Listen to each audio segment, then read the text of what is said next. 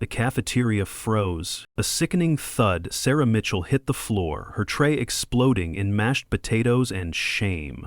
Colonel Marcus Webb's polished boot pinned her sandwich like a bug. "On your knees already?" he sneered, towering over her. Phones slid out silently, recording every second. She didn't flinch, didn't speak. Her hands moved, slow, deliberate, gathering utensils like nothing happened. Laughter erupted behind her. "This," Webb announced, arms wide, "is what happens when princesses play soldier." A pause. Then, a voice from the back. "You really don't remember her, do you?" Webb turned, his smirk faltering. From the shadows, a scarred figure stepped forward, dog tag in hand. Not a cadet, not a soldier, something else entirely. The dog tags hanging from Sarah's neck catch the light as she bends lower, the worn metal glinting with 3 distinct numbers etched deep into the surface. 847. A passing general pauses at the cafeteria entrance, his eyes narrowing as he glimpses those numbers. His face transforms in an instant, recognition flashing across his features, followed by something that looks remarkably like shock, but Sarah doesn't notice. She simply continues cleaning, her movements precise and practiced, as if she's done this 1,000 times before. The general's hand tightens on the door frame before he turns and walks away, pulling out his phone with sudden urgency. What would you do if someone called you weak? Tell us in the comments below. Sarah Mitchell lives in a modest 1-bedroom apartment 3 miles from Fort Braxton, the kind of place where the walls are thin enough to hear neighbors arguing and the hot water runs out after 10 minutes. Her 1998 Honda Civic sits in the parking lot, rust creeping along the wheel wells, the odometer showing 237,000 miles. Every morning, at exactly 8:47, her alarm sounds, though she's always awake before it rings. The routine never varies. Black coffee, wheat toast with peanut butter, a 5-minute shower where she never removes her dog tags, not even when the metal grows cold against her skin. At the base medical facility, she moves through her duties like a ghost. Other medics barely register her presence. She's just that quiet blonde girl who takes the night shifts no one else wants, who handles the difficult patients others avoid. Her colleagues don't notice how she touches her dog tags throughout the day, an unconscious habit repeated exactly 847 times between sunrise and sunset. They don't see how she deliberately chose apartment 847 on Pine Street, or how she keeps exactly $8.47 in loose change in her car's console. These numbers aren't coincidence. They're a ritual, a remembrance, a weight she carries in worn metal against her chest. The apartment tells its own story in what's missing rather than what's there. No mirrors face the bed. She can't stand seeing her reflection first thing in the morning. An emergency bag sits packed by the door, ready for evacuation at a moment's notice. Long sleeves hide the network of scars mapping her hands and forearms. Old wounds that healed badly in places without proper medical care. Her bookshelf holds medical textbooks with sand still trapped in their spines. Pages marked with notes written in places like Kandahar, Fallujah, remote forward operating bases whose names never made the news. Sarah speaks softly when she speaks at all, but patients trust her implicitly. There's something in her blue eyes that seems older than her 28 years, a depth of understanding that makes wounded soldiers relax under her care. At the animal shelter where she volunteers on weekends, dogs with histories of abuse gravitate to her corner of the kennel. She sits with them for hours, her scarred hands gentle as she coaxes them to eat, to trust, to believe that not all humans bring pain. The other volunteers marvel at her patience, not knowing that she sees herself in every frightened creature that flinches from sudden movements. Her medical skills border on supernatural, a photographic memory for procedures, an ability to diagnose conditions other medics miss, hands that remain steady even when artillery shells explode nearby. No, that's not right. There are no shells here. This is Fort Braxton, not Helmand Province. Sometimes the memories blur together, past and present colliding in moments of exhaustion. She drinks her coffee black because cream and sugar were luxuries in the field. She eats simple meals because MREs trained her palate for basic sustenance. She sleeps 4 to 5 hours maximum, because in combat zones, those who slept too deeply didn't wake up at all. Late one Tuesday night, her phone rings. The number shows as unknown, but she answers anyway. A voice speaks a single word, 847. Sarah listens to the silence that follows, her breathing steady, controlled. After 30 seconds, she hangs up without saying anything. Her fingers find the dog tags, tracing those 3 numbers etched into metal. 8, 4, 7. Each digit worn smooth by countless touches, each number carrying the weight of something far heavier than its mathematical value. Colonel Webb's campaign against Sarah begins the very next morning. He assigns her to latrine duty during peak medical hours, claiming it builds character. The other medics exchange uncomfortable glances but say nothing. Webb has connections, influence, a reputation for destroying careers over perceived slights.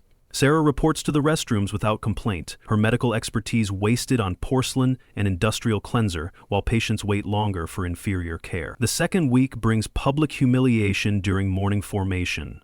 Webb singles her out in front of visiting Pentagon officials, criticizing her weak constitution and questioning whether someone so soft-spoken and delicate belongs in uniform. His voice carries across the parade ground as 300 soldiers stand at attention, forced to witness her degradation. By the third week, he removes her from critical patient care entirely, relegating her to filing paperwork in a windowless basement office.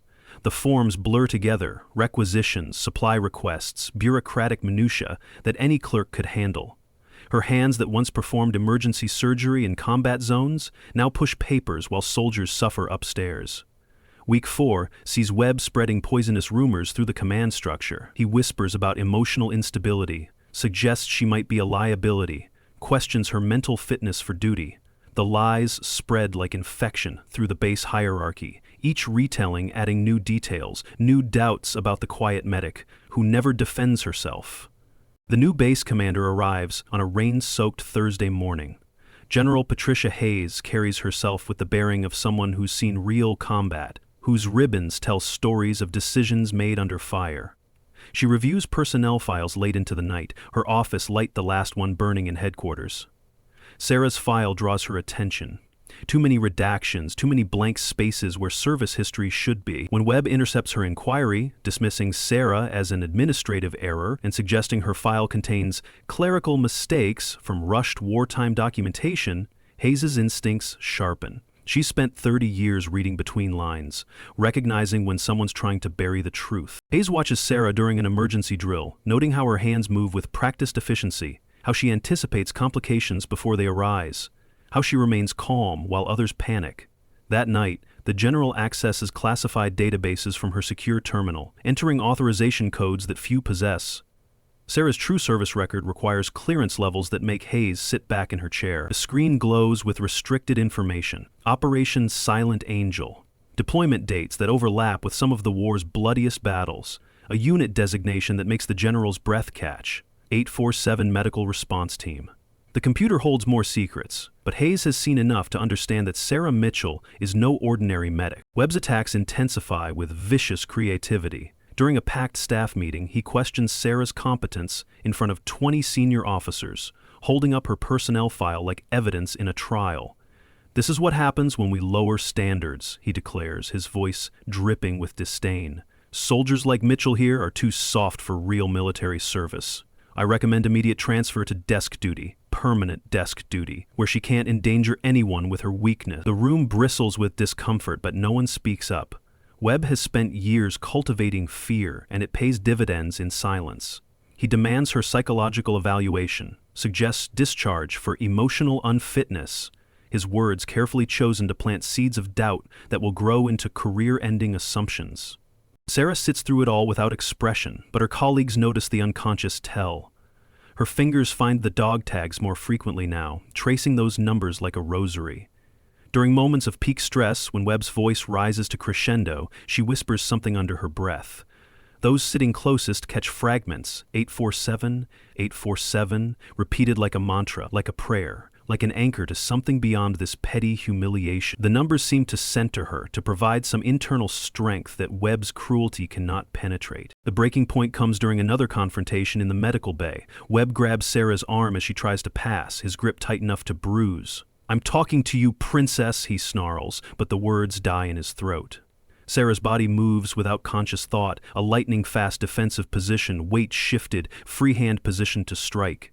The transformation lasts less than a second before she forcibly relaxes, stepping back with mumbled apology. Webb doesn't even realize what happened, too caught up in his own performance to notice how close he came to something dangerous. but General Hayes watches from the doorway, having arrived to investigate a supply discrepancy.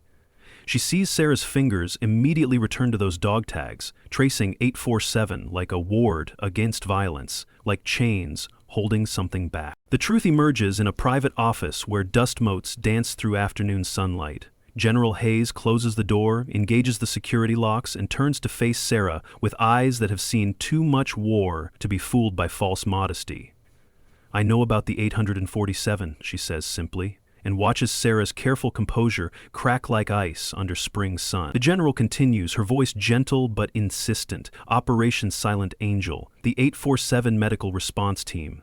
72 hours behind enemy lines, 847 coalition and civilian lives saved under impossible conditions. Each word lands like a physical blow, and Sarah's hands clutch the dog tags hard enough to leave impressions in her palms. "Do you want to know about 847? Sarah's voice emerges raw, unused to carrying this weight aloud. "It's not just a number.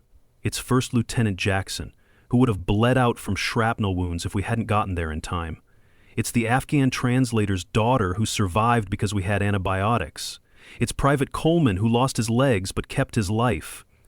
847 faces, 847 names, 847 families who got their loved ones back." Her voice drops to barely above a whisper. "And it's the 6 members of my team who didn't make it out, who died making sure those 847 lived. The numbers on my tags aren't serial numbers, General. They're a memorial. They're a promise. They're all I have left." The ambush that ended Operation Silent Angel plays out in her words like a fever dream. Enemy forces closing in, ammunition running low, evacuation helicopters still hours away. Her team made the choice that medics sometimes face: stay with the wounded or save themselves. They formed a protective circle around the aid station. 6 medics with rifles they rarely used, holding the line while Sarah performed surgery after surgery, transfusion after transfusion, keeping the wounded stable until help arrived. When the helicopters finally touched down, Sarah was the only medic still breathing, surrounded by 847 living patients and 6 dead colleagues who had given everything to maintain their oath. "That's why I stay quiet," Sarah continues, her fingers never leaving the dog tags. "Because they call me a hero, but heroes don't let their team die. Heroes don't survive when better people fall. I'm not soft, General. I'm just tired of being congratulated for living when they died. Every day I touch these tags 847 times, once for each life saved. It's not obsession, it's remembrance. It's the only way I know to honor them, to carry them forward, to make their sacrifice mean something beyond medals and ceremonies that they'll never attend." Hayes wants to argue, to explain survivor's guilt, to mandate therapy, to announce Sarah's heroism from every loudspeaker on base. But she recognizes the particular weight that some soldiers carry. Not the weight of what they did, but of what they survived. Instead, she makes a different choice. "Your secret is safe," she promises, "but Webb needs to stop. I can handle that quietly if you prefer." Sarah nods, already retreating into herself. But Hayes isn't finished. "Those 847 people, Sergeant Mitchell, they're living their lives because of you and your team. That matters. Whether you accept recognition or not, that matters. Have you ever witnessed someone being underestimated? Share your story with us." Webb discovers fragments of the conversation through his network of informants, but misunderstands everything. He assumes Sarah has been making complaints, pulling strings, using connections to undermine him. His paranoia transforms into rage, and rage into a final public confrontation that will destroy one of them completely. The base inspection provides perfect cover. Pentagon officials, media representatives, hundreds of witnesses gathered in the main courtyard for the formal ceremony. Webb sees his opportunity and seizes it with both hands, unaware that he's about to detonate his own career. "Attention!" Webb's voice cuts through the morning air as he strides toward Sarah's position. She stands with the other medics, trying to remain invisible in formation, but Webb won't allow it. "I have evidence that Sergeant Mitchell has been falsifying her credentials, claiming experience she doesn't possess, hiding behind connections to avoid proper evaluation." The crowd shifts uncomfortably as Webb produces a folder, waving it like a prosecutor presenting evidence. "This soldier is a fraud, a weak link in our chain, too soft to serve alongside real warriors." His voice rises with each accusation, feeding off its own momentum. What kind of soldier hides behind mysterious patrons? What kind of medic can't even defend herself against basic scrutiny? Sarah breaks her silence for the first time in months. Colonel Webb, please stop. Her voice carries across the courtyard, soft but clear. He interprets the plea as weakness, blood in the water that triggers his predatory instincts. Oh, now she speaks. Tell us, Sergeant Mitchell, what do those numbers on your dog tags mean? 847. Is that your participation trophy number? Your safe space designation? He reaches toward her tags, intending to rip them from her neck for emphasis, but stops as a voice cuts through the air like a blade. Colonel Webb. General Hayes arrives with a contingent of Pentagon officials, their timing too perfect to be coincidental. Among them walks General Morrison, whose weathered face carries scars from a different war, from a day when 847 lives hung in the balance. Webb doesn't notice the sudden shift in atmosphere, too intoxicated by his own performance to recognize the trap closing around him. Continue, Colonel, Hayes says smoothly. You were explaining Sergeant Mitchell's unfitness for service. Please elaborate for our visiting officials. Webb obliges with enthusiasm, each word another nail in his coffin. He questions her combat experience. Morrison's jaw tightens. He mocks her quiet demeanor. Hayes produces a tablet from her briefcase. He points to her dog tags again, sneering about meaningless numbers and false valor, and that's when Morrison steps forward. The crowd parts instinctively as the three-star general approaches Sarah, his eyes fixed on those 3 numbers etched in metal. When he speaks, his voice carries the weight of absolute authority and something deeper. Profound gratitude mixed with old pain. 847, Morrison says, and Sarah's entire body goes rigid. He continues, each word measured and deliberate. That's not a serial number, Colonel Webb. That's not a participation trophy. That's the number of coalition forces and civilians saved by the 847 medical response team during Operation Silent Angel. The silence that follows feels alive, electric with sudden understanding. Morrison's eyes remain locked on Sarah's as he continues. I should know. I was number 312. Chest wound, 70% blood loss, 6 hours from the nearest surgical unit. This woman and her team kept me alive when medical textbooks said I should have died. The revelation ripples through the assembled crowd like a stone dropped in still water. Morrison reaches up with steady hands, unpinning one of his ribbons, a purple heart, and holding it up for all to see. This medal represents the day I almost died in Helmand Province. The day the 847 medical response team decided that enemy fire wasn't going to stop them from doing their duty. 72 hours of continuous operations under siege conditions. 847 lives saved. His voice grows harder with each word, aimed like artillery at Webb's crumbling position. And you stand here, in your press uniform that's never seen real combat, attacking one of the finest medics to ever serve this country? Webb's face cycles through colors like a malfunctioning traffic light, red to white to green, as the magnitude of his mistake becomes clear. His career isn't just ending, it's detonating in real time before hundreds of witnesses. He attempts to speak, to salvage something from the wreckage, but Morrison isn't finished. The general turns to address the crowd, his voice carrying the authority of someone who's earned every star on his collar through blood and sacrifice. Let me tell you about Sergeant Mitchell's weakness, since Colonel Webb seems so concerned about it. Her weakness is that she counts every life she saves instead of celebrating them. Her weakness is refusing recognition while lesser soldiers chase glory. Her weakness is touching those dog tags 847 times each day, once for every person breathing today because of her team's sacrifice. Hayes steps forward with the tablet, its screen displaying classification stamps and redacted documents. Colonel Webb, would you like to share your combat record with the Assembly? Your time under fire? The lives you've saved? The questions hang in the air like grenades with pulled pins. Webb's mouth opens and closes soundlessly, his carefully constructed facade crumbling, as the crowd realizes they're watching a coward who built his career on attacking those who actually served. I have your complete service record here, Hayes continues mercilessly. 22 years of administrative positions, 0 combat deployments, 0 medical saves, 0 understanding of what real service looks like. Sarah stands perfectly still through it all, her face a mask of controlled emotion. When the crowd begins to stir, when whispers of admiration and shock ripple through the ranks, she finally speaks. General Morris and General Hayes, I appreciate your words, but they're not necessary. Her voice remains soft, but it carries clearly across the courtyard. Colonel Webb was doing what he thought best for unit cohesion. I don't seek punishment for him, only understanding. The grace of her response draws sharp contrast to Webb's cruelty, making his behavior appear even more petty by comparison. She turns to Webb directly, meeting his eyes with that same steady gaze that's watched 847 people choose life over death. The 847 aren't just numbers, Colonel. They're people with families, with futures, with dreams that almost ended in the dust. My team died ensuring those dreams continued. That's not weakness. That's the strength you'll never understand. Morrison's voice breaks through again, thick with emotion this time. 6 medics gave their lives that day: Rogers, Patel, Washington, Chin, Murphy, and Gonzalez. They held the perimeter while Sergeant Mitchell, then Specialist Mitchell, performed medical miracles with dwindling supplies and enemy mortars dropping around them. When the evacuation finally arrived, she refused to leave until every patient was loaded. She was the last one on the last helicopter, covered in blood that wasn't hers, still checking vitals as they lifted off. He pauses, swallowing hard. She carries those tags, not as glory, but as gravestone. 847 lives saved, 6 lives lost.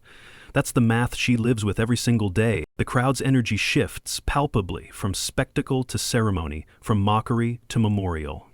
Soldiers throughout the formation straighten their spines, understanding they stand in the presence of something sacred. Not just a hero, but a living reminder of what service truly means. Webb seems to shrink with each passing moment, his cronies melting away like shadows at sunrise, leaving him isolated in his shame. His transfer orders will arrive within hours, a quiet administrative reassignment to a supply depot in Alaska, where his toxic leadership can't poison another command.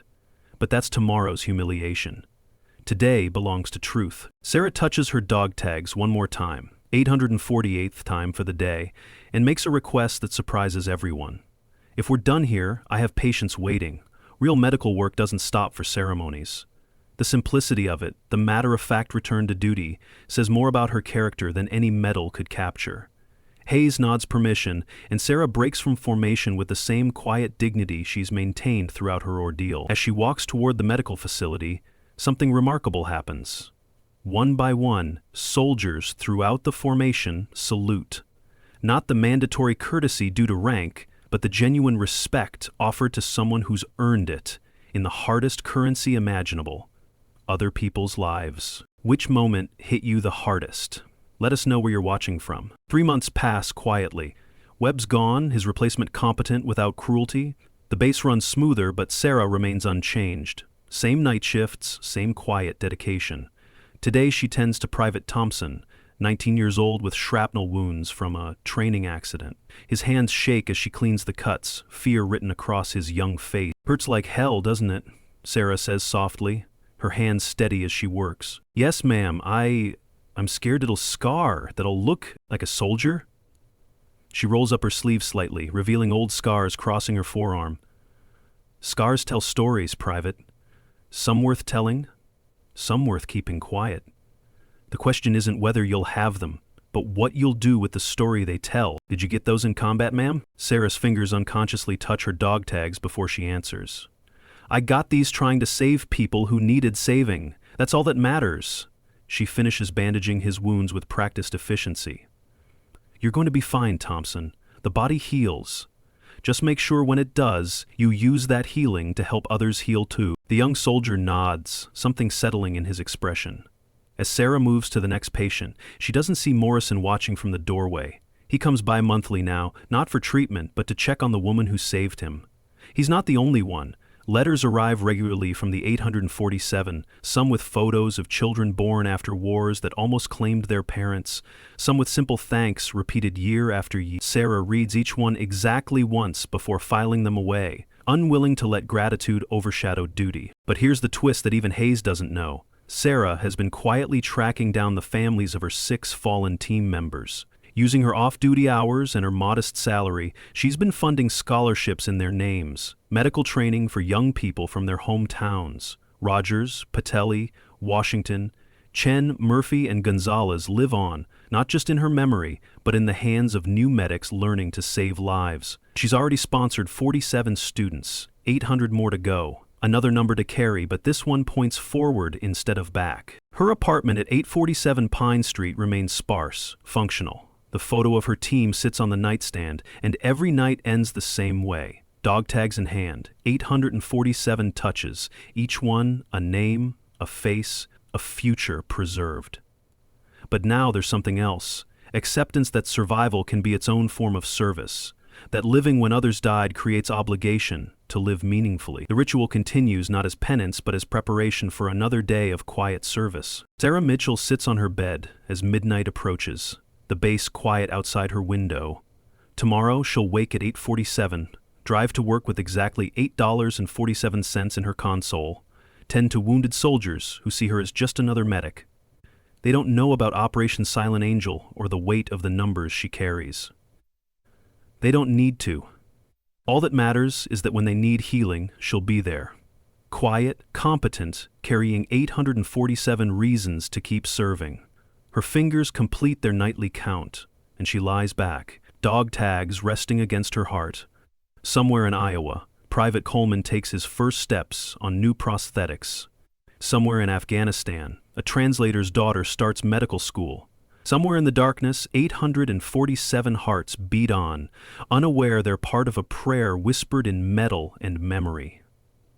Sarah closes her eyes, ready for another day of being called soft by those who mistake silence for weakness, knowing that true strength doesn't announce itself, it simply continues, measured in lives saved, one touch at a time.